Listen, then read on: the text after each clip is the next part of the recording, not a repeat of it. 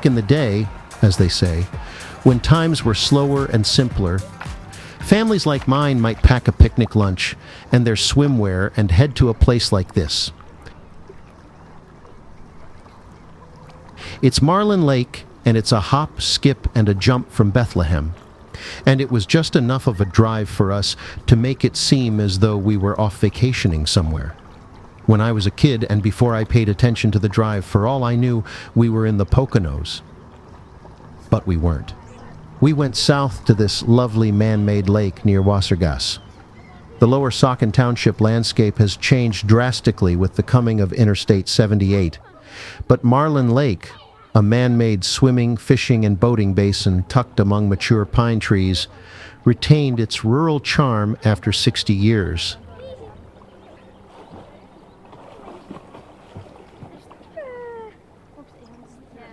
Perhaps the fact that the interstate's path missed the 25-acre tract is fitting. The lake was one of the best-kept secrets in the Lehigh Valley. In fact, surrounding trees keep private the well-manicured recreational area.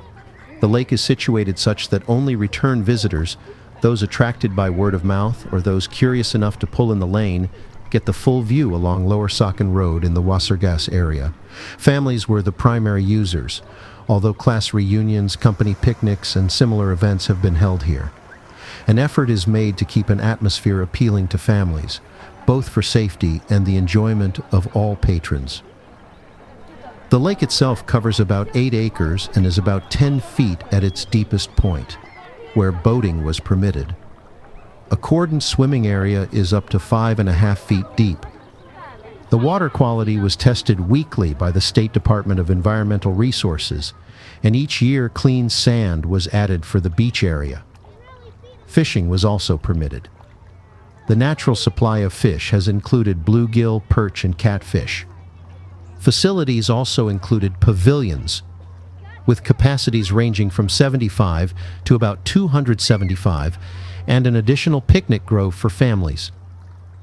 Areas were available for volleyball, softball, badminton, and croquet.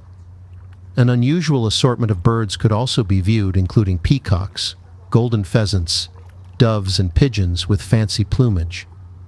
Marlin Lake has always been mostly a local attraction without elaborate gimmicks, previously drawing perhaps as many as 2,000 on a good hot Sunday.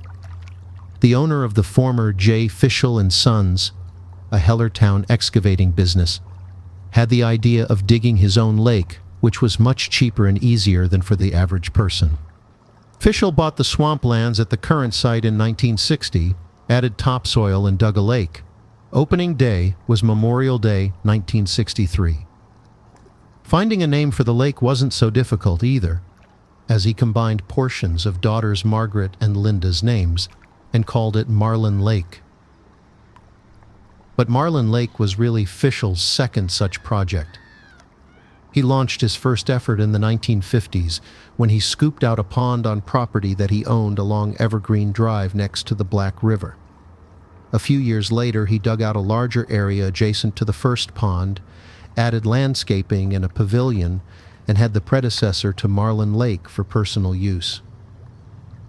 He recalled that friends urged him to charge admission and offer use of the facility to the public, but he said he did not want a business in his backyard.